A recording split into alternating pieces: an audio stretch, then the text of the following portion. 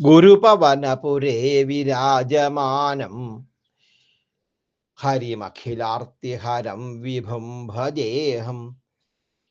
തവ ഭവതു മനോഹര പ്രഭാതം ശുഭദമിദം സുദിനം ച തേ സഖേസ്തു.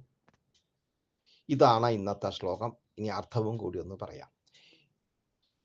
ഗുരുപവനപുരേ, ഗുരുപവനപുരത്തില്, അതായത് ഗുരുവായൂരിൽ, വിരാജമാനം, നന്നായി ശോഭിക്കുന്നവനും, അഖിലാർത്തിഹരം, എല്ലാ ദുഃഖങ്ങളെയും ഹരിക്കുന്നവനും, വിഭും, സർവശക്തനുമായ ഹരിം, മഹാവിഷ്ണുവിനെ അഹം ഭജേ, ഞാൻ ഭജിക്കുന്നു.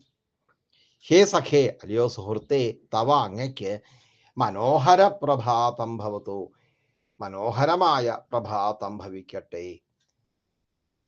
തേ, അങ്ങയ്ക്ക്, ശുഭദം, മംഗളങ്ങൾ നൽകുന്ന, ഇതം സുദിനം ച, ഈ നല്ലൊരു ദിവസവും, അസ്തു, ഭവിക്കട്ടെ. ഇതാണ് ശ്ലോകത്തിന്റെ അർത്ഥം. ഈ ശ്ലോകം എഴുതിയിരിക്കുന്നത് പുഷ്പിതാഗ്ര എന്ന വൃത്തത്തിലാണ്.